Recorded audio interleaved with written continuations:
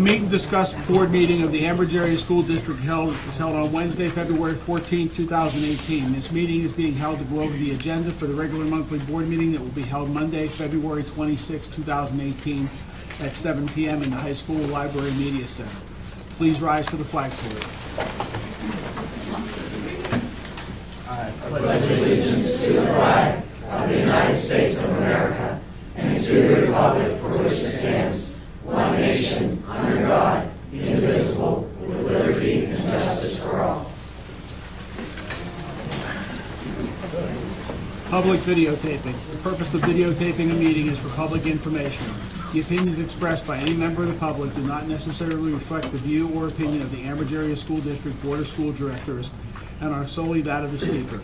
The Ambridge Area School District Board of School Directors hereby expressly disclaims any and all responsibility or liability for any false, defamatory, or slanderous statements expressed by the speaker. Any unauthorized rebroadcasting of any video, audio, or still image of the video recording of this meeting is strictly forbidden without the written permission of the Ambridge Area School District Board of School Directors. May I have a roll call, please? Mr. Angus? Here. Mrs. Fisher? Mrs. Kehoe? Here. Mr. Kowal? Here. Mrs. Locker? Here. Mrs. Mylan? Here. Mrs. Pedigo? Mr. Sass? Here. Mr. Weir? Here. 7 members present. Thank you. Is there any correspondence this evening? There is none. Okay. At this point, I'll turn the meeting over to Dr. Welter for student-teacher recognitions. Thank you, Mr. President. I'm going to come around the front. Tonight, we are recognizing 2 of the district's science teachers, Mr. Brad Olenek and Mr. Don Ayers. You 2 want to come up, please?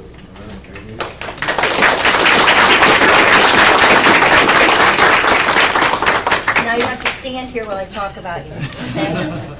Don't blush. Both of whom work at the junior high school. Mr. Olenek has been working for the district for 20 years and Mr. Ayers for 14. Both are Ambridge Area School District residents. Over the past 14 years, these gentlemen have received over $30,000 in grant money for the district. This year alone, they have received $4,858. We are extremely pleased to have them as a part of our professional staff and thank them for their contributions to the district.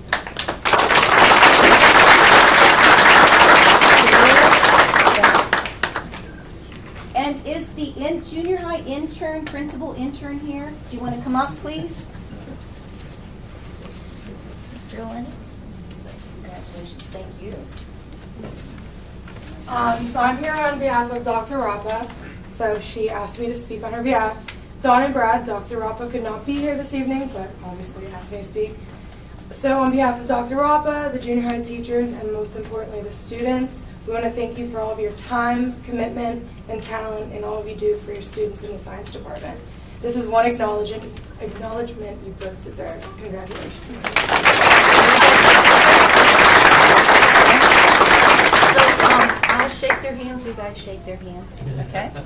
Mr. Ayers, along with the support of Mr. Olenek and others at the junior high, engaged students in an annual science fair. The science fair began 21 years ago and boasts over 4,200 student participants. This project is a requirement for all 8th grade honors students. The top 20 projects move on to the Pittsburgh Regional Science and Engineering Fair at Heinz Field. I am pleased to introduce to you this evening this year's top finalist. In 5th place, with a project called Green Green Grass of Home, Hunter Fritz.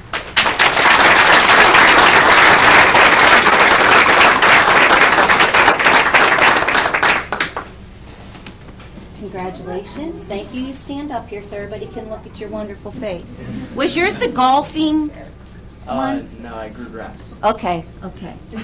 What kind of grass? Just typical long grass. In 4th place, Jana Ilko, and her project was titled Which White is Right?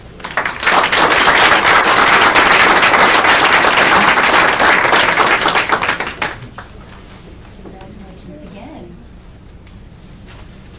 In 3rd place, with the project title How Much Sugar Are We Drinking? Celeste Vargo and Robert Dell.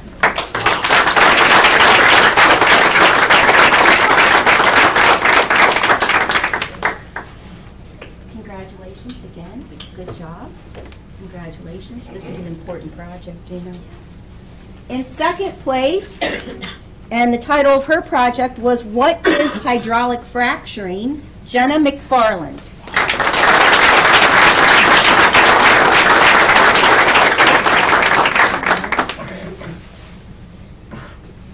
And in first place, and I wish I had a picture of this, before, the title of the project is Writing on Air, and this student actually created a hovercraft that he sat on, and it hovered over the air. My husband's been talking about doing this all of his life, and I went home and said an 8th grader did it for you. Noah Simoniak, first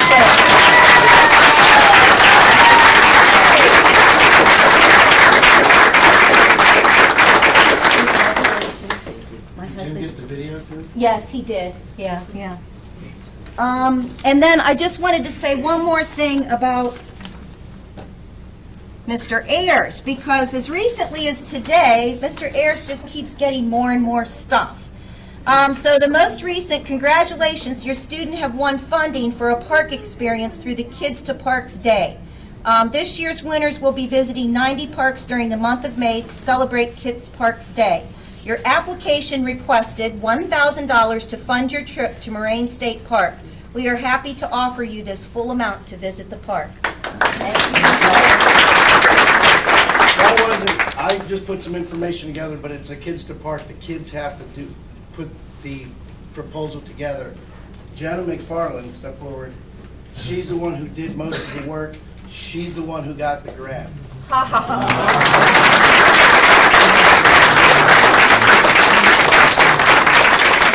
And one more thing, Mr. Ayers, congratulations, your school has been selected to receive funding to attend the Education Outreach Program on Public Day at the Intel International Science and Engineering Fair on Thursday, May 17th. So thanks again for being able to take some kids to that great opportunity.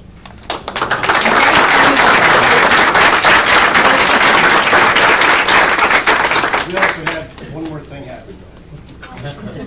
The honors students have to do a science essay at the beginning of every year in September, and they never know what's happening, but it's a contest that they're in with the Society for Analytical Chemists in Pittsburgh. And Jenna, she got an honorable mention of $150, and one of our other students received second place with $150, Blake Gibson.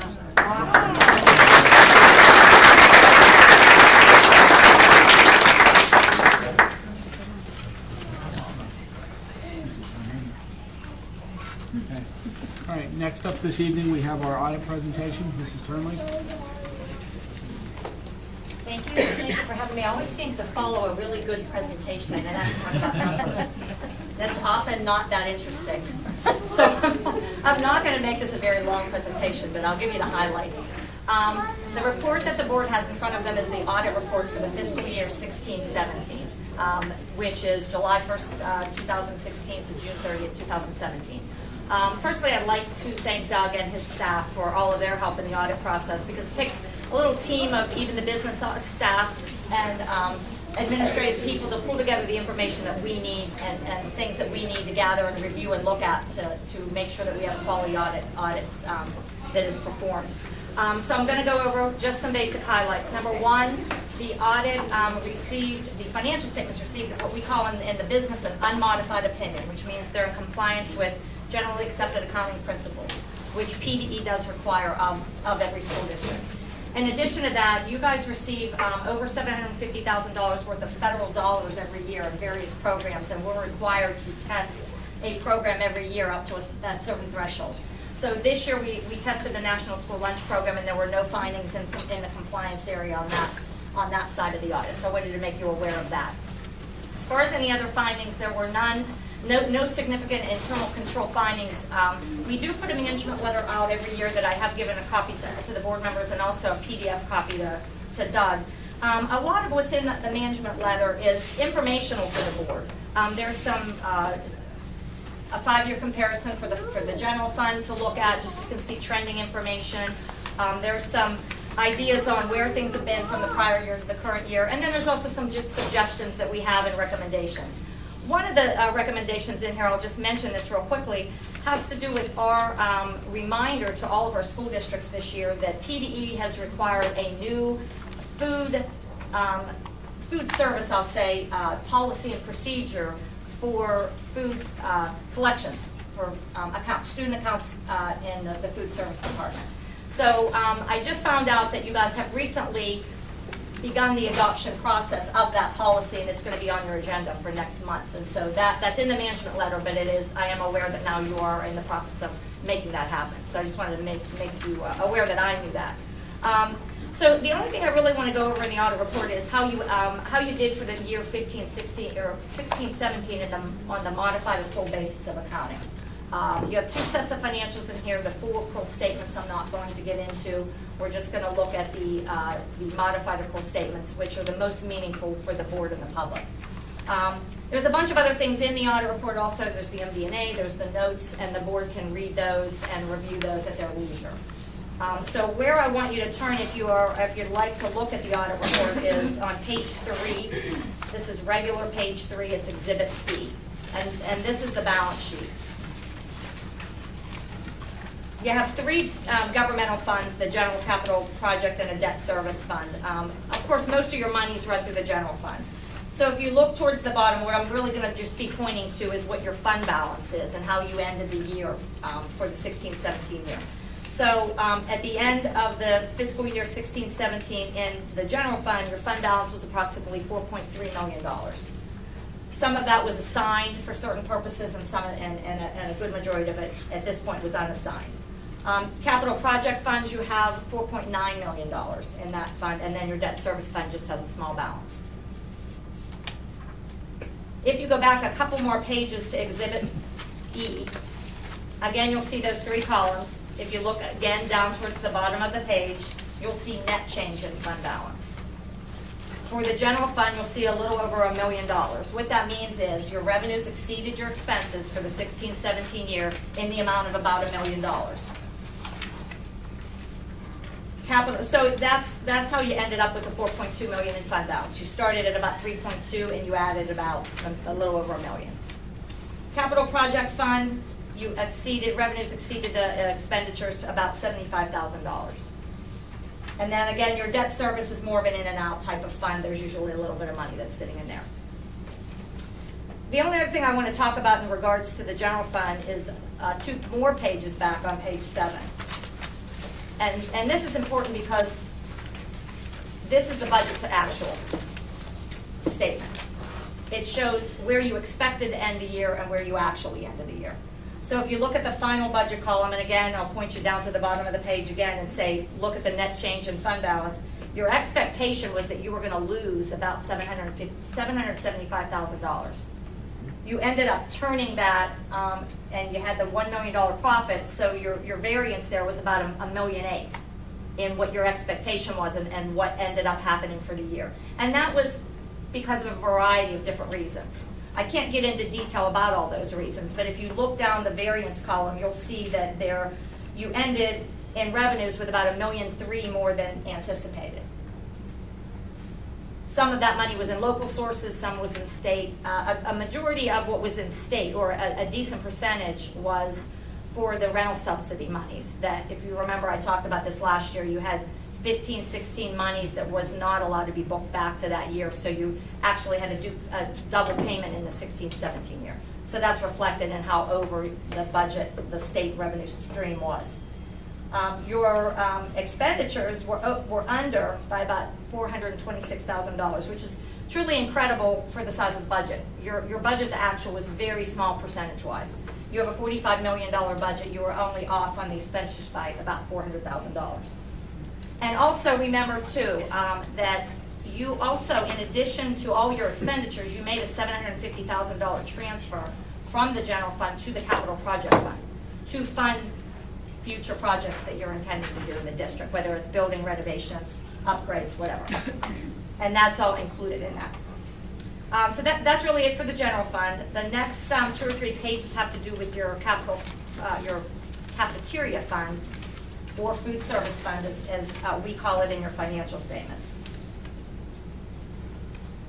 The food service fund is one of those funds that, I tell my clients this all the time, very difficult to maintain the cafeteria fund without some kind of subsidy from the general fund. I have various clients that do it very different ways. Some fund some of the benefit cost and salaries, some fund all of the overhead.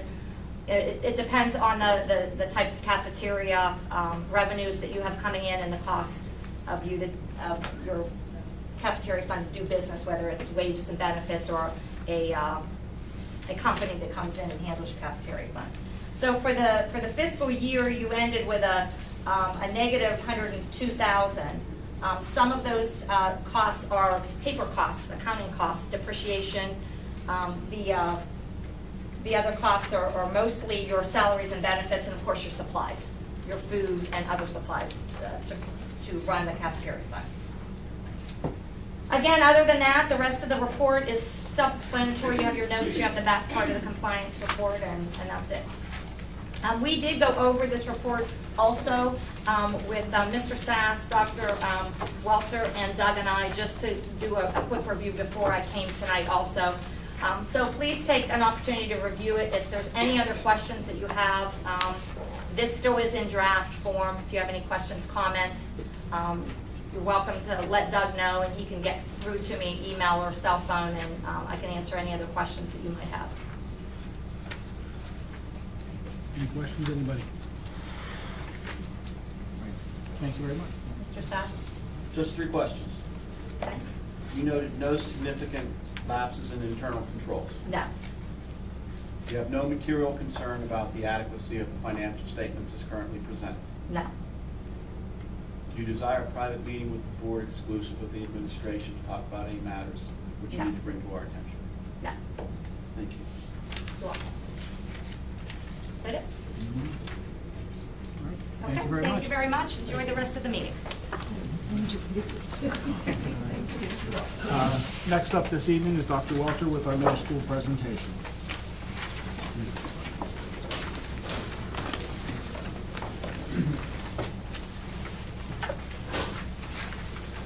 I will try to keep this brief since we've been talking about middle school for quite a while at this point.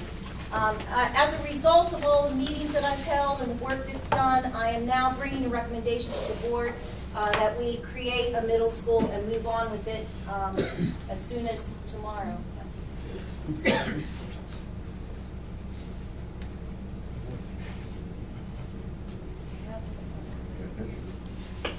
It's on. Put it towards the projector. Okay. Okay, so just to give you an overview of what has been done to this point, first of all, I did presentations, first to the administrative team Friday, December 22nd, and then the State Street staff, Highland staff, economy staff, and before I did those presentations to the elementary schools, I provided the PowerPoint in an electronic form to the board of school directors before I went out on the road. And then it was also available, it has been on the district website for probably 2 weeks, and there's a voiceover kind of explaining the slides in more detail. Feedback from the staff, the advantages that the staff voiced in these meetings, they felt that it was certainly the appropriate placement for age level of the students and that the kids are ready. Computer instruction is needed for 6th grade. The teachers feel that it's sorely missing at that elementary level. They like the idea of the exploratory activities, certainly voice strongly that health is a huge need for these kids, human growth and development, drugs and alcohol, mental health, nutrition, all of these kinds of things would be provided both to 6th and 7th graders in 9-week courses. And also the 5th grade and 6th grade teachers are saying that these 6th graders need more independence. They still line up to walk to the cafeteria. There's concerns from the staff, and there were a few people that I was thankful were willing to speak up and say numerous opportunities like this have come along and nothing ever happens. And another one was they would be more enthused if they were sure it would actually be approved and supported. and students would miss, one of the other ones would, they'd miss 6th grade graduation and the Fun for All trip. So my response to that was, we can do a 5th and 6th grade graduation. The 5th grade teachers are more than willing to do a graduation for those 5th graders who would miss it in 6th grade.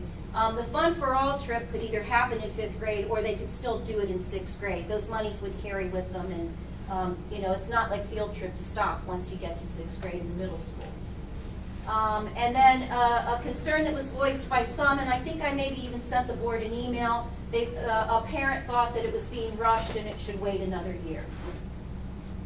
And then I did community presentations. These were all evening presentations. I think it was 6, 6, and 7, so that I tried to alter it a little bit so that people could come to different meetings. State Street was actually the night that they had an explosion in their power thing outside the building, so that we came here. And then Highland, there were 20 attendees. That was a snowy night. And then at Economy, we had about 65 folks at that meeting.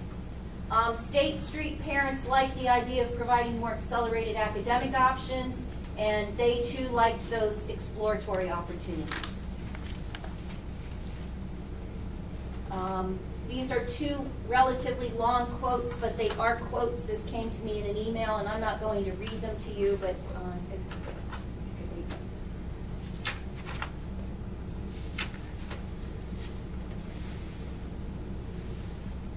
So I think those would be considered both in strong support of the endeavor. At Highland, 2 parents from Baden liked the academic opportunities and the rigor. All of those parents were supportive. Parents commented that it appeared to be well planned and thought out, and at that meeting there were 3 Baden Academy students that were planning to return. At Economy, someone said it's about time Ambridge did something progressive. The kids are ready, my 5th grader is excited, and one of the parents said they're tired of being treated like babies and elementary school is not the appropriate place for them. I think she actually said something like, let's face it, some 6th graders are brats, but I don't believe that, you know. Also, they said they really need additional instruction in technology. One gentleman in the back of the room stood up and said he graduated from Ambridge. My mom has been a teacher here for 45 years, and this is the best thing that's happened in a long time. And again, the voice of you're rushing it, and you should take another year for planning before moving students. As well, the Beaver County Times, a reporter was there that evening, and I pulled these right from the news report, if we can trust the newspaper. This is what they reported, and the bottom one is a quote from the newspaper and an outsider's perspective, which I thought was important to put in because it's not necessarily my perspective, but the quote was, parents and community members are overwhelmingly positive about the proposal, although some expressed concerns about making some big changes in a short period of time, which I think I've conveyed through my other slides. So what I wanted the board to be aware of is that I'm confident it is a short time frame, but I am confident that we have it under control, which is why I have given you those binders with the action plans, and those action plans show what has already been accomplished, other things that need to be accomplished, timelines, and folks responsible for all of those action plans. And then I've got some other materials in there.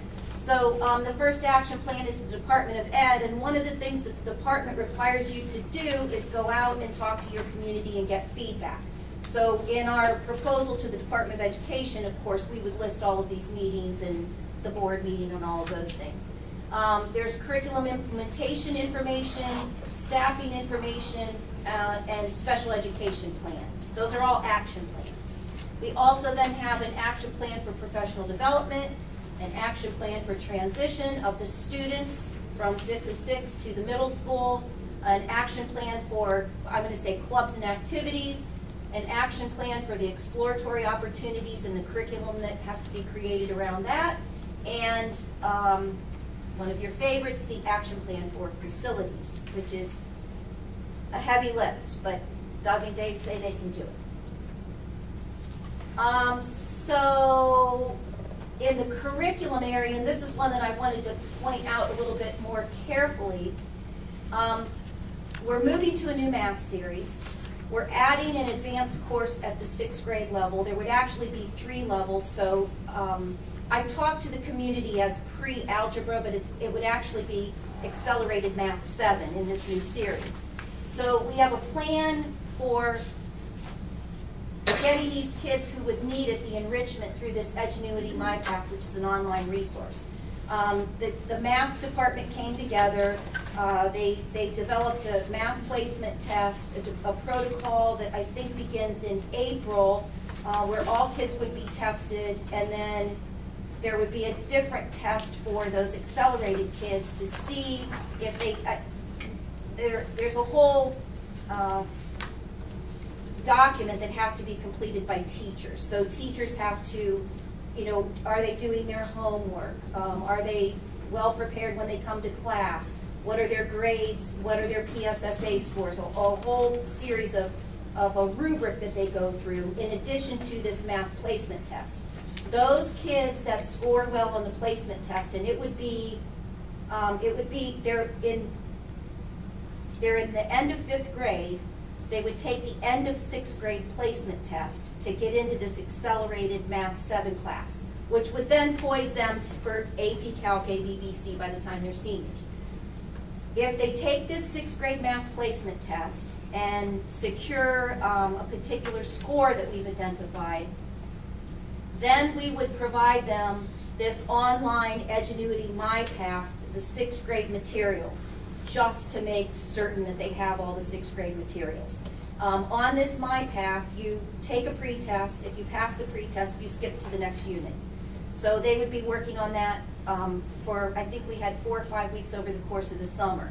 The plan is to put a teacher at the high school probably 2 days a week for 2 or 3 hours in the morning or morning and afternoon, so that anybody that needs help with this Edgenuity MyPath could actually come in and sit with the teacher and get that material. So we're really working to get these kids where they need to be and give them these more enriched opportunities. Also, Ashley Simpson at the junior high was going to set up an all-text way for her to communicate with kids. So if they're on Edgenuity MyPath, they have a problem, they can actually text their questions to her and she would be responsive most days of the week. I mean, the teachers they're willing to give this time and help these kids to get them to where they need to be. So that's the plan for the super advanced kids, and that would be a small handful. I'm going to say somewhere between 15 and 20 that would take that accelerated 7 in 6th grade. But then we would still have Math 6 and an advanced Math 6. So this is where it gets a little bit more, it provides more opportunities for kids. We're not all in the same heterogeneous math group. And then another thing in your binder is the new Go Math series that we're purchasing. It shows the regular, accelerated, and advanced pathways. And it's the chart of how all of that works and what's in every unit and what's in each of those classes, all the different concepts. There was some talk early on when I came that there was concern about curriculum not being in place. And while we would agree that we always have to work on curriculum and improving curriculum, I've given you the entire Math 6 curriculum, but that's just what's printed. Online there are hundreds and thousands of resources. It's unbelievable what these companies have. So I've given you both of those curriculums in hard copy. And then last summer, the English department rewrote English 7, Honors 7, English 8, Honors 8. So those are all new curriculum written to the state standards, provided in that binder so that you know that a lot of this work is done. It's really done. You know, we're not going to have to go back and make everything anew. The other thing in the binder is exploratory course descriptions. So when we started this way back when, we said, okay, what staff do we have? What courses could they teach that really enhance that exploratory opportunity for kids this age? And then those teachers all wrote descriptions. They have not written the curriculum, but they have course descriptions, and they're 9-week courses, so they're, I don't want to say easy, but it's not too difficult to write a 9-week course. We have rotation schedules so that we know that it would work in a master schedule, the utilization of the staff with these rotation exploratory courses. I've provided the computer science discoveries curriculum because that's already written. Exploring Computer Apps is written for 9th grade, but we would just tweak it a little and separate it out for 6th and 7th grade, and then the physical education curriculum. I didn't give you all of our curriculum, but I thought it would be good for you to see what is done and how competent our teachers are in writing these courses. Another thing that needs to be done, and this is not in your book, I told you we looked at high school demand tallies, and we're working on that staffing piece. Once we get final middle school enrollment numbers, we'll make some final decisions. We're deciding right now if we'll do 7 rounds of 6th grade or 8 rounds. Actually works better to do 8, but we need to see what our numbers are before we make that decision. That's a staffing decision. Final student recommendations would be in April, and that would be for advanced English, advanced math, accelerated 7 math, and also for the semester exploratory classes for 8th grade. So we have to get the 7th graders to select those 8th grade courses. The descriptions are already written, so from the description they can make decisions about that.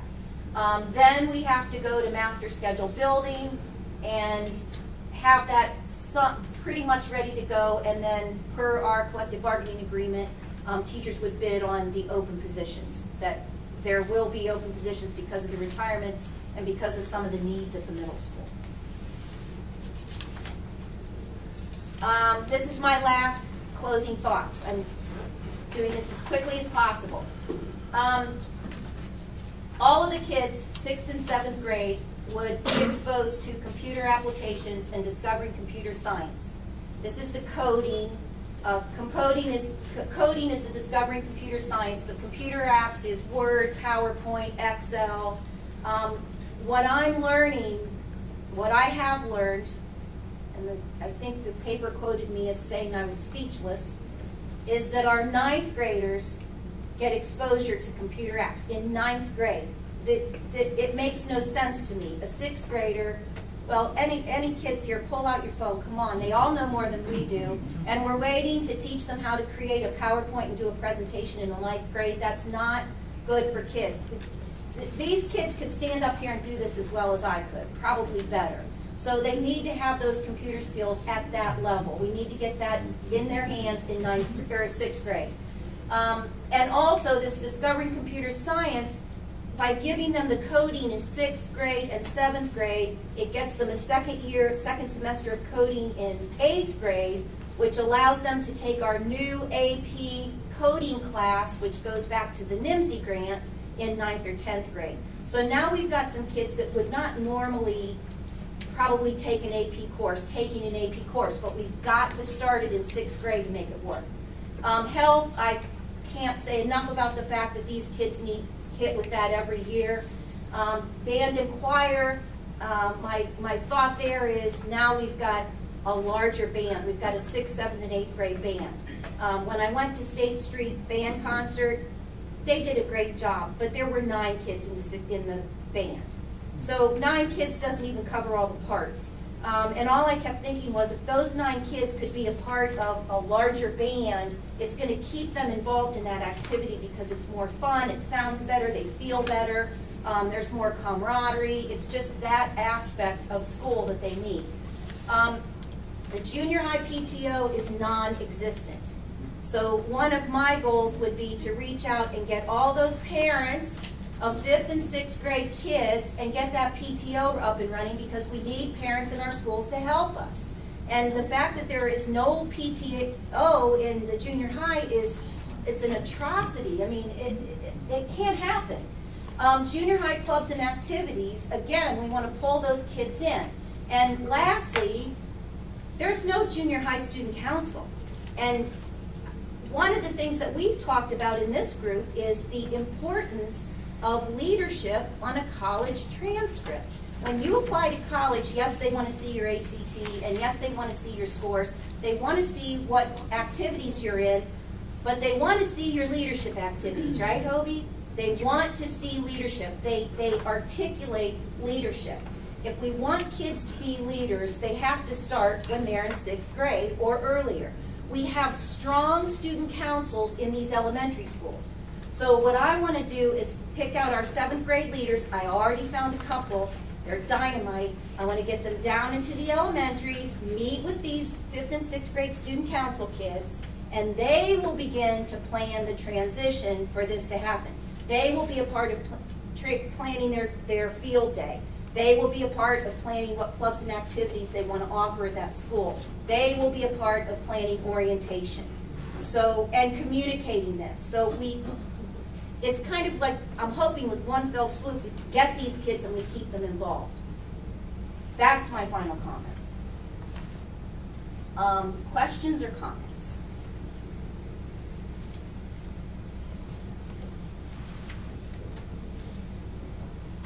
This is what I said. Yeah.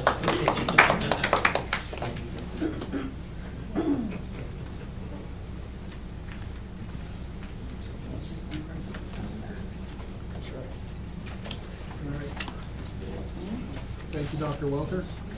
And we'll move on here. So the next section is the public comment section regarding the agenda items only.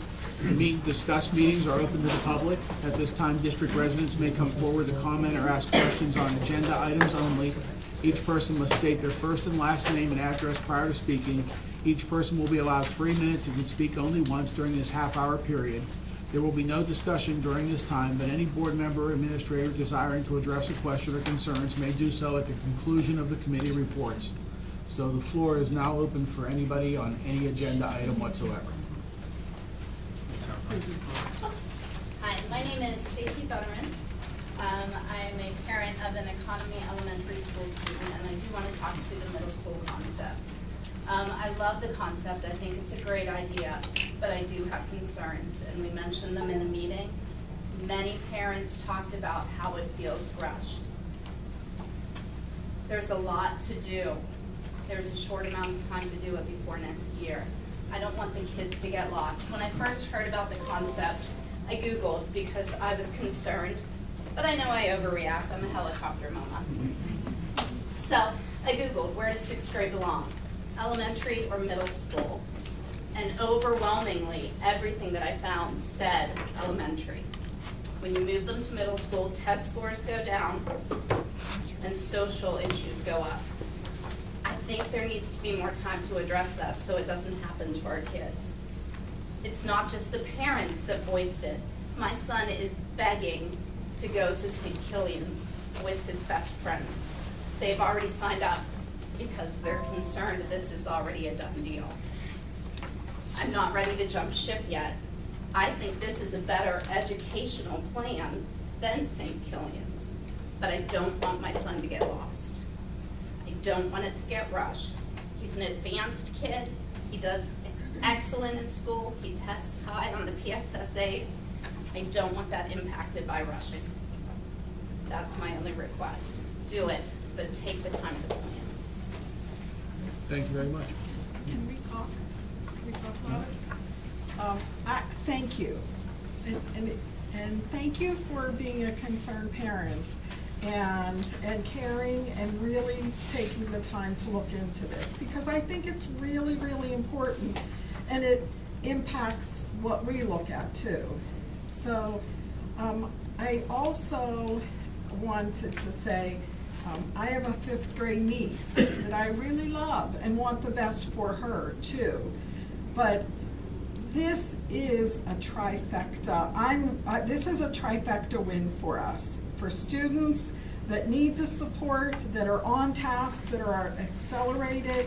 We're taking a homogeneous curriculum and making it appropriate.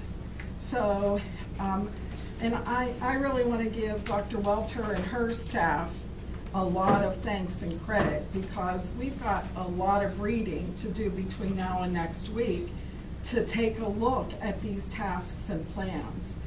But I think that they've looked at it, we've been hearing about it, we've been talking about it, but I'm a big advocate for this, I will tell you. But I want to thank you for that, and we want to make sure that we aren't rushing anything, which is why I appreciate that we have these extremely detailed plans and reading for the next week.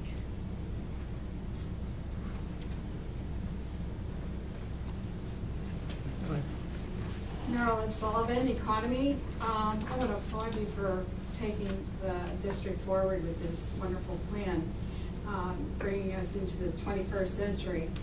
And I also want to talk about the rush criticism, because I think what makes me feel comfortable about it is the fact that you, Dr. Welter, are coming from a middle class background, correct? So you know how to do all this, and you know the importance of kids at this age being grouped together. And I think it's so exciting for the kids to be looking forward to get out of the baby status and get back into a place where they can feel excited about education. And the curriculum sounds so exciting. I can't tell you after how many years I've been coming to these meetings and seeing this focus on kids like it is now. It's just, I can't tell you how. And I come from a community that there's a large amount of educators in our community, and we do the Bridger tutoring. So we are really excited about the kids. We're not just these grumpy old senior citizens. We really want them to succeed, and we're so excited that you've come in a short period of time and are really moving the district forward with this plan, so thank you.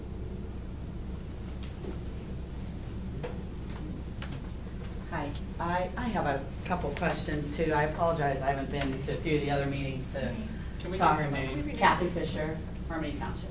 Thank you. I think this educational plan is going to be something wonderful for our district. We have not had something like this in a long time. I think it will definitely benefit the children. Do I have a little bit of concern that I do feel a little that it's sort of being, I'm concerned the short amount of time that we have to prepare to start the beginning of the year without there being a principal in place there yet. Do I think these opportunities are going to be great for the kids? Most definitely. We have needed this in Ambridge for a long time. It's something that needs to move forward. Could we take a little more time and maybe roll something out? I do have a little concern with that. I worry where the kids will be that maybe are on the lower or the special ed aspect or the regular kids. We need to look forward and look for pushing for, upper classes for our children. Our district was not in line with several of the other districts, but I do have a few concerns, and I haven't seen Dr. Welter to address any of these with her. My son's been in the hospital, or I would have actually talked to her about it myself. Those are a few concerns I have. I'm not saying that it can't be done, but I do have some concerns that there is not a principal there already to start rolling this out, and is there enough time to put it in place and start it in the fall? But by no means does that mean I think it's not a great thing. It is. It is. But those are just a few of the concerns I have. I just wanted to bring this forward. And you need a junior high PTO. That is definitely something that you need. I will second that. I heard volunteer. I will, if we get my situation, I'll be there. Don't worry, I'll be there. Thank you. Can I make a couple comments? Sure. First of all, I think Mrs. Mylan was right when she said there's an extremely large amount of reading to be done here. I would have appreciated if I would have had this way ahead of time, so I didn't have to cram reading all this into a week. But for me personally, when this all originally started, I thought we were going to be presented two options here, and it's not. It's just the one. I'm not saying I don't think this is a good idea, but here's what some of my concerns are. Okay, when the elementary schools were originally built, State Street was built as a 2-round building, Highland was built as a 4, and Economy was built as a 5. When the building renovation occurred at State Street, one of the problems that we ran into afterwards was that it never addressed what the original issues were down there, and it was we didn't have enough kids to fill the building. So we started moving the line back into Ambridge to get kids to fill the building. And then Baden Academy happened. And last year, Baden Academy had 432 of our students down there. In my honest opinion, I don't think Baden Academy is going anywhere. But what my concern is, and this should be a concern for the taxpayers too, This year, State Street currently still runs as a 2-round building. At Highland, some of the grade levels only have 2 classrooms and some only have 3, so you have an entire set of empty classrooms. And Economy is running as a full 3-round building, which means you have 2 classrooms of every grade level empty. If you take 6th grade out of these elementary schools, you're creating more empty classrooms. So my question is, what are you doing with all the empty classrooms? And better yet, okay, what is the long-term vision here? Because I will tell you, I am the oldest seated board member here, and every couple years, you know, we come up with some new things, and they're all great things, and it's all good for education. But what's the long-term plan? Because I want to know what it is. What is the after next year, what's the long-term plan here? What's the vision for the district? And how much money is this going to cost us? Because we already pay the highest taxes in Beaver County. I don't want to be sitting here and then go, okay, because I'll tell you right now, the rumor mill out there is the board was looking to borrow another $12 to $15 million to renovate the junior high. I'm not voting to do that. I would never recommend that. I don't think it needs to be done. But my thing is, I want to know what the long-term plan is. That's where I'm coming from. I'm not saying this is not good. That's not what I'm saying. I just want to know what the long-term plan is and how our existing buildings can be best utilized with the amount of empty classrooms we currently have and what we're looking to do, that you're going to take even more kids out. So that's my comment. Mary Jo, I attended 3 of the 4 meetings where the parents were. And one of the things that I will say is there were Baden Academy parents that came to these meetings. I think saying what will the long-term plan be, what we know right now is, like you said, 462 students, 32, have left the district. For whatever reason, they have chosen not to continue within our district. If we can bring back 10–20% of those students and have the curriculum that enables them to see an opportunity and thrive and grow, we can start to pull back those students. We're the only school now in Beaver County with this NIMSI grant. I think we need to create opportunities. And you're right, we need to plan long-term, but we have no idea how a program like NIMSI and this will create that imbalance in whether or not we can bring people back into the district, which also brings our revenue back and enables us to continue to offer more programs. So if we're doing our job as both administration, educators, and our board, that should be our goal, is to increase that educational opportunity as well as increase our revenue opportunity so that we can grow our students in our district.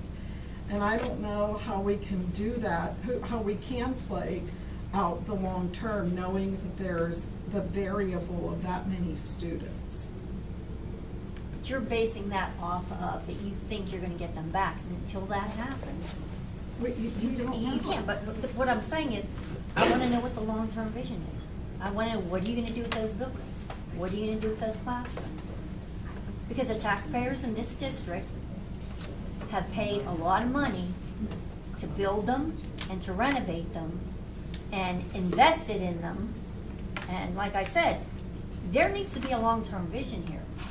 To me, this is short-term. I'm not saying it's not good. That's not what I'm saying. I'm saying there needs to be some more components to this, too. That's my comment. My contribution to the discussion is a little bit differently focused. The district has or had 3 significant challenges. It had financial mismanagement that caused both ongoing deficits and a significant tax burden. It had reduction in student achievement over an extended period of time, at almost all levels of the school district. And as a result of then trying to address the financial shortfalls, it did not keep up with curriculum changes that created better outcomes. The comment about the utilization of a building or buildings is frankly financially irrelevant. We built the buildings, whether there's one student in them or 100,000 students in them, we still have to pay the same debt service for that building. Your savings associated with a change in the overall student census in the district, which is what everybody will speak about. It is no new news to anybody that overall student census over the last 10 years in the Ambridge Area School District has declined year on year on year. Baden Academy merely has accelerated that student census decline. But ultimately, the mix of residents within the district has changed, they have aged, and as a result of aging, there are not as many educated students, students that require K through 12 education within the population of the district that there was 15 years ago. So the discussion of what to do with empty rooms is not necessarily relevant because we're paying for those rooms whether there's a student in them or not. Those were decisions made by previous administrations and previous boards. And there's a lot of historic discussion over the debt incurred as a result of those decisions. Much of the trepidation associated with the movement to the middle school, I'm not sure is as much aligned with the middle school, though I will have to say in my own readings, they contradict a little bit about what some folks have talked about in terms of ultimate benefits. The readings that I have seen say that narrower groupings of age, grades 6 through 8, is beneficial both emotionally and educationally to a group of prepubescent and pubescent adolescents because they are within a tight-knit group, all experiencing relative change at the same time. It also is a benefit because teachers now are focused to a very specific age group instead of a large spectrum of 1 through 6. The research also says that there is less bullying because you do not have a 12 or 13-year-old on a bus with a 6 or a 7-year-old. And that a 12-year-old dealing with a 14-year-old is very, very different than a second grader dealing with a 6th grader because the 6th grader is a bully on the bus. So right now, the district is financially solvent. I don't know that you were able to say that 3 or 4 years ago, but at this point in time, you have a $4.3 billion fund balance on a $45 million budget, or approximately 10%. That's within the guidelines of what a healthy school district looks like. Now, we didn't save $1 million by surplus this year because $700,000 of it was merely timing of money that should have been received in the previous year. So instead of losing $150,000 in 14-15, we should have saved about $400,000. And last year we should have saved about $400,000, or about 1% of the total budget. I'll be quite honest, Mr. McCausland, if you could pull up within $400,000 of a budget that we pulled out of the air on a $45 million total, you should be doing my bank accounts. So I think people get a little scared because simultaneously we're doing 3 things. We are regrouping students into more compatible age groups. At the same time, we are drastically changing the curriculum to seed advancement in math, computers, science, health, all in 6th grade, where that option would not have been. And finally, and the thing that has yet to be discussed, is how to right-size the teacher allocation to better utilize teachers so that you don't have a teacher in junior high that teaches 2 periods out of a 7-period class day. You now have a teacher that teaches 6 periods out of a 7-day class day. But the repercussions of that are very similar to all the other elementary schools in the district, that the junior high was not maintained on a long-term basis. Roofs, parking lots, sewerage, water, electric. And the decision to put an HVAC system in the junior high was pretty indicative that we were keeping that building open, because you weren't spending $5 million on an HVAC system for a building that you're going to close to better utilize your other elementary schools. So ultimately, at the end of the day, I understand a lot of the trepidation and concern about the time frame. But I'm a data person, not an emotional person. We had a 23% achievement level in the junior high. We had a 62% achievement level at the overall district level, right? We beat Aliquippa. Attaboy. You know, congratulations, we're a C. And people were very excited about being a C. So if moving to a middle school concept creates the opportunity to change the curriculum in a positive fashion and create positive outcomes, I am not concerned about 6 classes in the Highland Elementary School not having people in them, because ultimately, what are we doing? We are right-sizing the number of students within a class and the number of teachers within a building to create better economic and educational outcomes. And if as a result of that, people in Baden Academy decide to come back because, frankly, their scores are no... Economy Elementary School achieves better outcomes than Baden Academy does. And if you look at where the census of the 432 students come from, it comes supposedly almost 80% from economy. Because those parents are supposed to be more educated about the achievable levels of their students and the opportunities provided. Yet Baden Academy achieves lower test scores and lower achievement than Economy Elementary does. You're not going to sway what a parent believes is the right outcome for their student. What you're going to sway is outcomes of other students to which the parent looks and says, my child needs that same opportunity. That's curriculum change. And if that takes moving to a middle school, there's not a financial implication to it.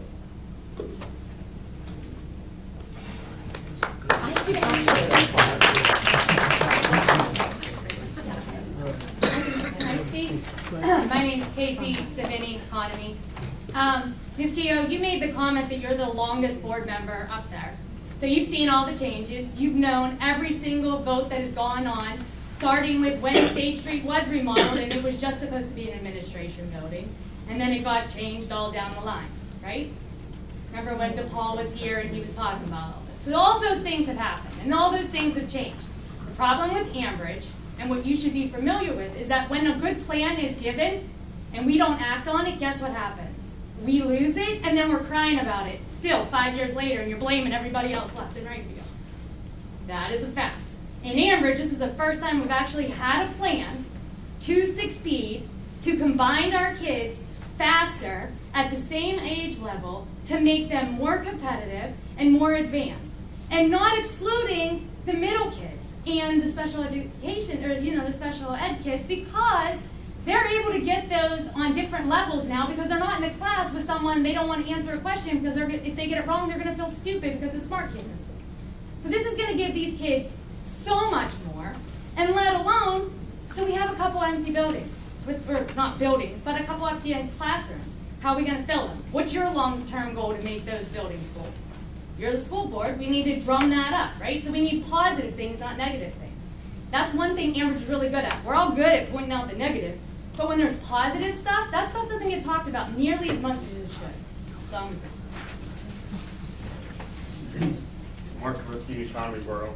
I've been coming to these meetings about 6 years now, and this is the first time that the superintendent has made a presentation about curriculum.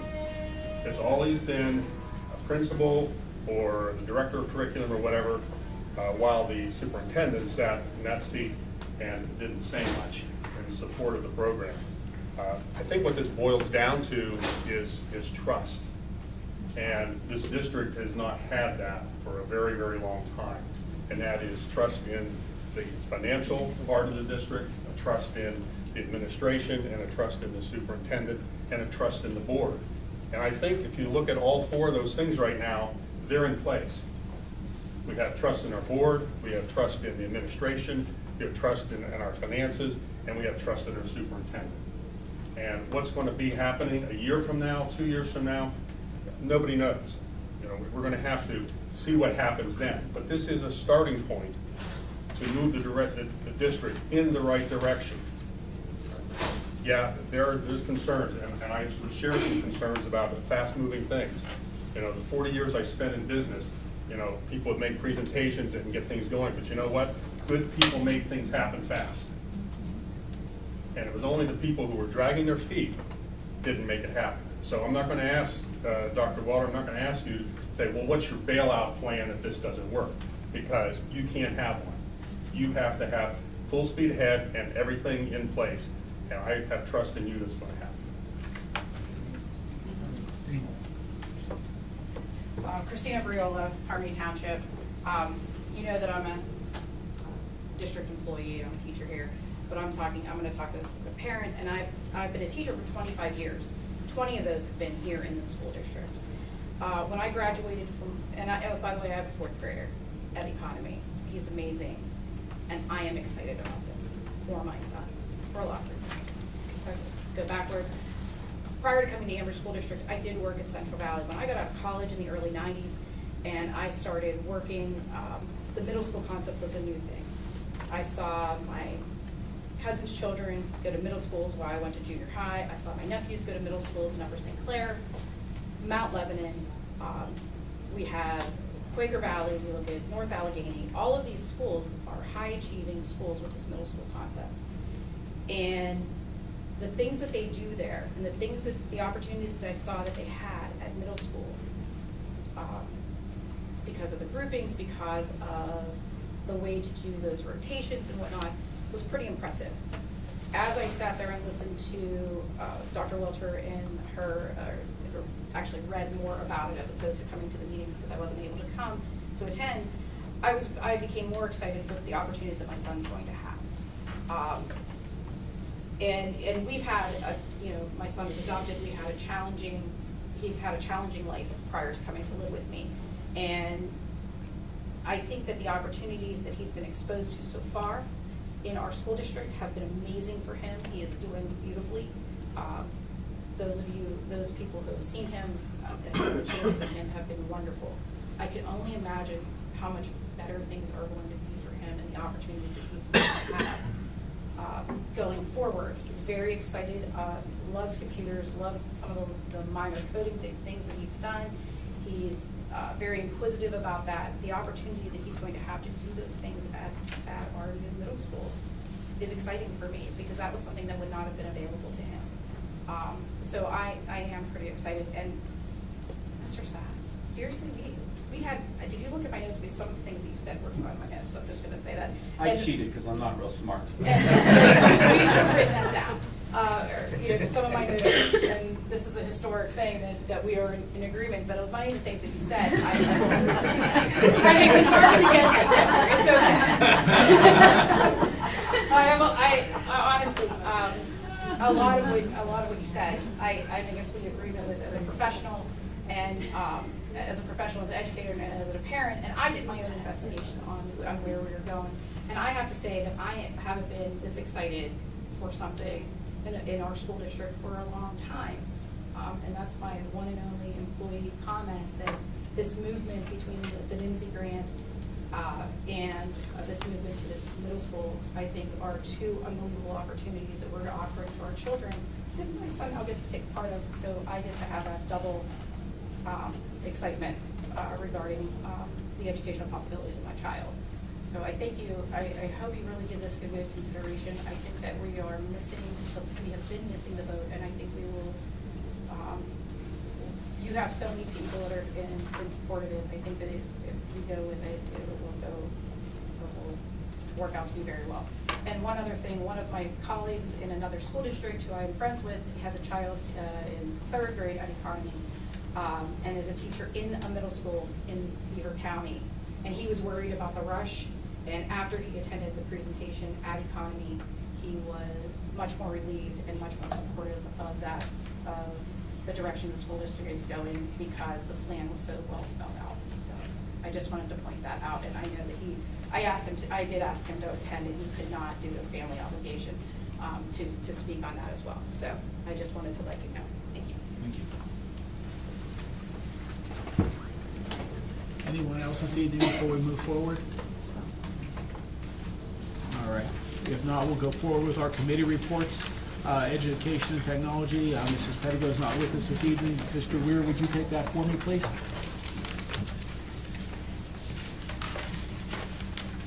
Education and technology. We have four. I'm just giving people a preview. There's 11. Number one, 2018-2019 proposed school calendar. It is recommended the proposed 2018-2019 school year calendar be approved as presented. Number two, revised 2017-2018 school calendar. It is recommended to approve the revised 2017-2018 school calendar. The following change is due to inclement weather and school cancellation on Wednesday, February 7th. It will be reflected on the revised calendar as follows. March 29th, third snow day makeup. School will be in session all day. Number three, proposed middle school. I actually have a question about that. Please. The March 29th school makeup day is a full day, and that is during Easter week. I don't have my calendar. It's the Thursday. It's the Thursday, and so Friday there is still no school. Right. Okay. So last snow makeup day is this Kennywood, it's in between Kennywood and the day off. I know this is next year's calendar, Yeah. but the fourth snow makeup day is here, so And- Good Friday is off. Okay, and It's a scheduled Wednesday is still vacation. a full day also? Yes. Okay. Wednesday's a full day. Thank you, sorry to Oh, no, interrupt. not a problem. Proposed middle school. It is recommended to approve the creation of Ambridge Area Middle School at the current junior high school location by moving all sixth grade students to this location and implementing middle school philosophy and protocol. Questions? Fourth, JROTC field trip. It is recommended that Sergeant Major John Rittledge, Marine Corps JROTC Senior Instructor, be authorized to take the JROTC unit on the following field trips. The purpose of these trips is to build teamwork, enhance camaraderie amongst the cadets, to develop leadership skills, and increase unit cohesion. The trainings are educational and in compliance with required curriculum. The JRTOC unit will incur expenses related to these trips. All expenses will be obtained through fundraising. Parents or guardians will be required to sign permission and release forms. They are as follows. East Community Learning Center, Akron, Ohio, for a drill competition from February 16th through February 17th, 2018. B, Columbus, Ohio, to participate in the Arnold Schwarzenegger Sports Festival from March 3rd through 4th, 2018. C, Norfolk Naval Base in Norfolk, Virginia for an orientation trip from March 26th through March 30th, 2018. Field trip. It is recommended that Anthony Amadello, a social studies teacher at the junior high, be authorized to take 7th and 8th grade social studies students to Gettysburg, PA, and Hershey, PA, from April 27th through 29th, 2018. The bus will depart from the junior high on Friday, April 27th at 4:30 p.m. and return on Sunday, April 29th at 9 p.m. The trip will cost $330 per student and will cover all expenses. There will be no cost to the district. Parents or guardians will be required to sign permission and release slips, forms. Chaperones will be required to have current clearances, satisfactory drug screening, TB testing, and responses by current/former employees to Act 168 screening as presented. Number 6, student discipline. It is recommended to ratify discipline agreement 2017-2018-13, relevant to a high school student effective January 4th, 2018. 7, student discipline again. It is recommended to ratify discipline agreement 2017-2018-14, relevant to a high school student effective January 18th, 2018. Number 8, student discipline. It is recommended to ratify discipline agreement 2017-2018-15, relevant to a high school student effective January 25th, 2018. Number 9, again, student discipline. It is recommended to ratify discipline agreement 2017-2018-16, relevant to a high school student effective January 26th, 2018. Last but not least, number 10, student discipline. It is recommended to ratify student discipline agreement 2017 through 2018-17, relevant to a high school student effective February 8th, 2018. Number 11, resolution opposing ESA. It is recommended to approve the resolution opposing Education Savings Account Voucher Program, parent ESA closed hand, as presented. That concludes my presentation. Thank you. Back to you, Mr. President. Thank you, Mr. Ware. Next up, we have Finance and Budget. Mr. Sass. Thank you. As a matter of points of interest, there were several grants solicited and awarded on behalf of various teachers. Caitlin Badgier, Mr. Olenek, Ms. Dodsworth, Nicole Derrick, in various amounts. In terms of other agenda items, monthly bills for both general and the cafeteria fund will be presented, as along with budgetary transfers. Are there any comments? Item number 4 relates to what I assume is the release of retention associated with the completion of the 2 junior high restrooms. Item number 5 relates to a previously disclosed corrective action plan from the state audit for benefit of the audience.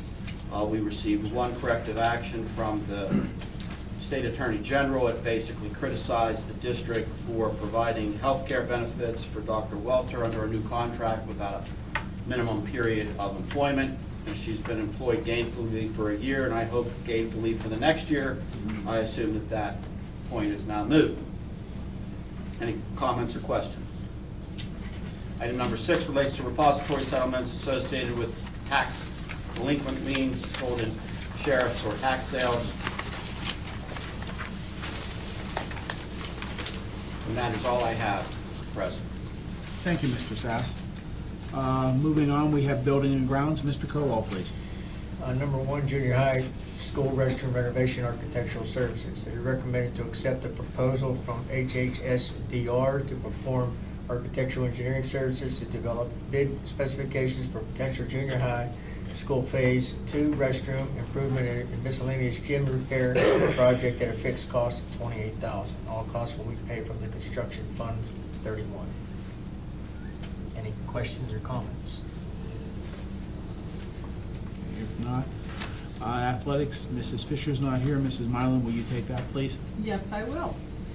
There are points of interest regarding the basketball playoffs. The girls and boys basketball team both made the playoffs. They'll start in the first round on Saturday and Wednesday, and our boys bowling team will be competing in the regional finals tonight or this afternoon.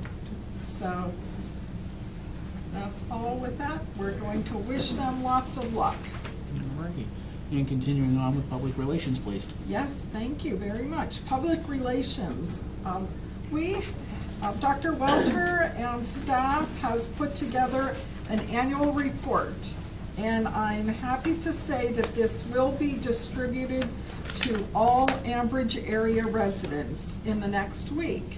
So please keep an eye out for this annual report. It's full of lots of good things that are happening within the district.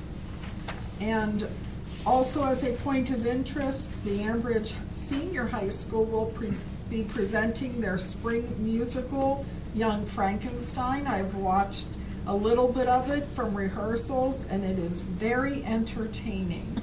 So I would strongly encourage everyone to go out and support the kids in all of their hard work from March 8th until March 11th. All right, thank you. Steering and rules, Mrs. Kehoe, please.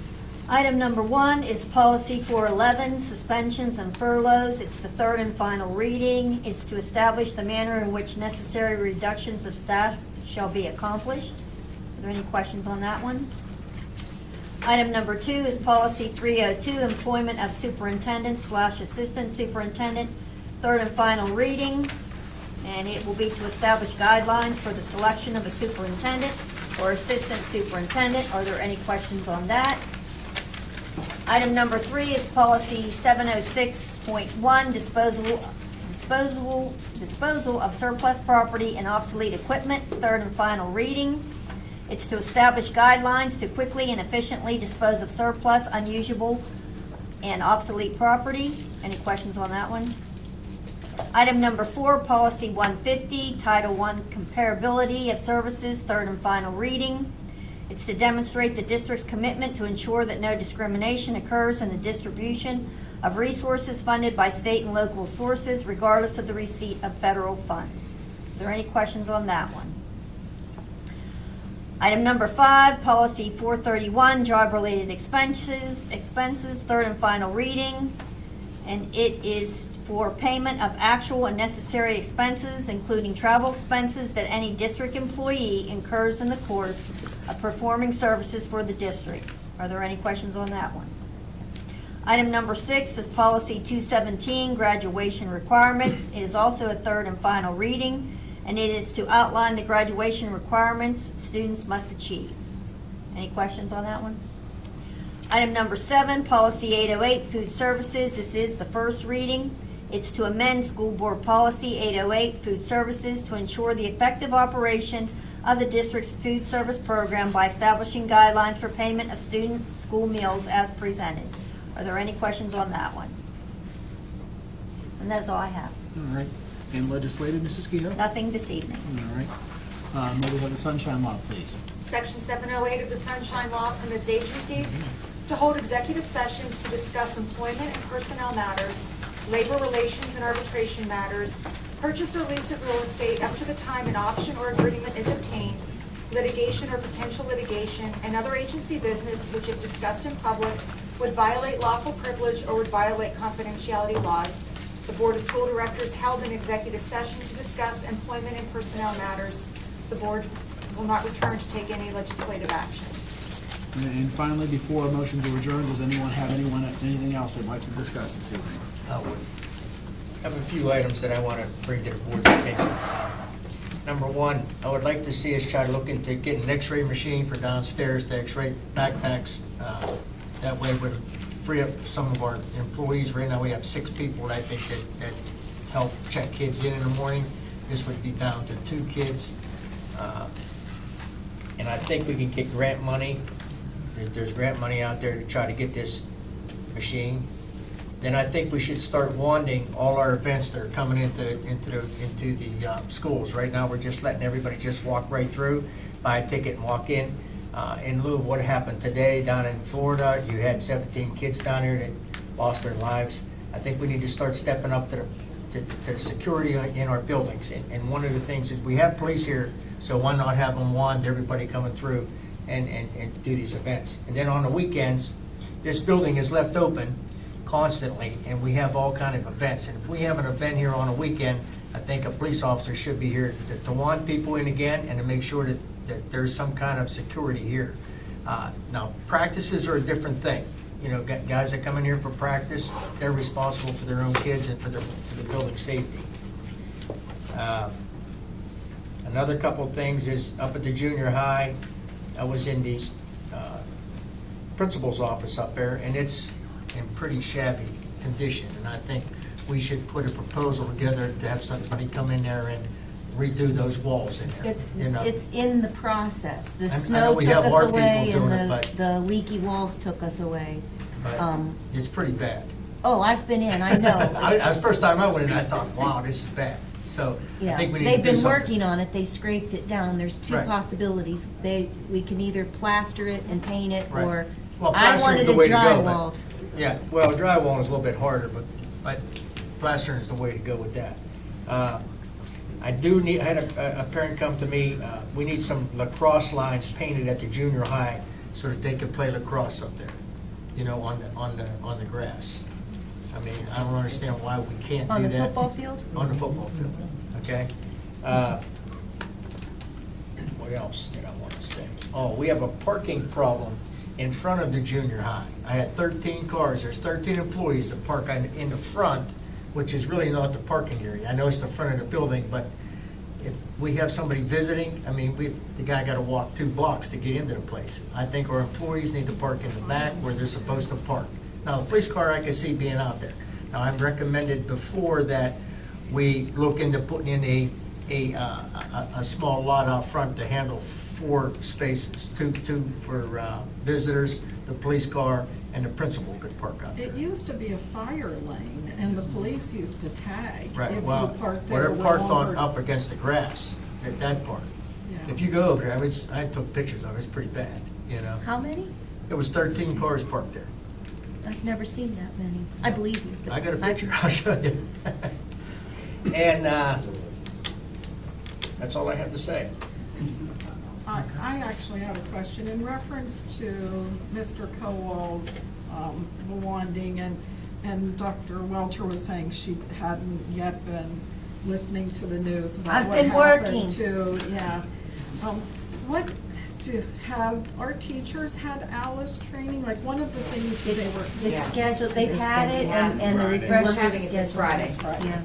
And how about like, one of the questions they were asking students as they exited, it is awful. As an educator, you're going to hate looking at all these pictures of these kids leaving with their hands up.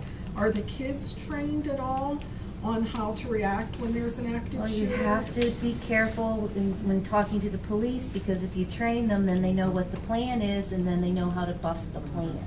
So you have to be careful with how the training happens. Can I say something? Absolutely. One of the things that we did after the Elvis training last year, Terry, we came back to the classroom, obviously, next day, and we were told by the police exactly how to brief these kids as to what we did. And if you had a plan, what would you do? And then kind of run the scenario, well, why would this work, why wouldn't it work? And then basically from there, we kind of ran a little mock thing in our room with them, but they never had the police come to the door with guns or anything, you know, like we did with them. And I agree with you, because that is what the police officers did tell us, is do not run the complete scenarios, because then they know too much. They're way smarter than you would ever believe. So, yeah. But it was very beneficial to have the Ellis training. Something I pushed for 3 years. So, yeah. It's terrible to see this on the news. It's horrifying. I can't even imagine being in that position as a teacher. Oh, I can't think about it. I have one matter of information. As a result of the change in the Tax Act and the reduction of corporate taxes from 35 to 21%, the impact to tax-free offerings, basically bonds that the school district might now offer, will probably go up approximately 2%, from an average of 3.5-ish, 4% to almost 6%, because an investor looks at after-tax earnings. So if a corporation is taxed at 20% instead of 35%, the after-tax benefit of a corporate bond now will have substantially better benefits on a yield, on how much interest is paid, compared to a tax-free offering that a municipality, a school district, a government might incur. So if indeed at some point in time the district looks to fund new debt, the 3.5% years of interest rates are supposedly now gone. In addition, as a result of that tax act, I understand that school districts will now not be able to advance refund their debt, which means once you issue debt, you are stuck paying for it over the term and duration of those bonds versus trying to refund it and take advantage of better interest rates now than when you issued those bonds, just as a matter of information. Anyone have anything else? If not, can I have a motion to adjourn? So moved. Thank you, Mr. Wood. Do I have a second? What's All in the favor? What's the location of the meeting next Wednesday, because of the Trump visit? It's Moved to the It's following moved to month. Monday, the 26th here 26th. at 7 o'clock. Just so everybody remembers, the regular board meeting will be Monday, February 26th at 7 o'clock right here. Okay? All in favor? Aye. Opposed?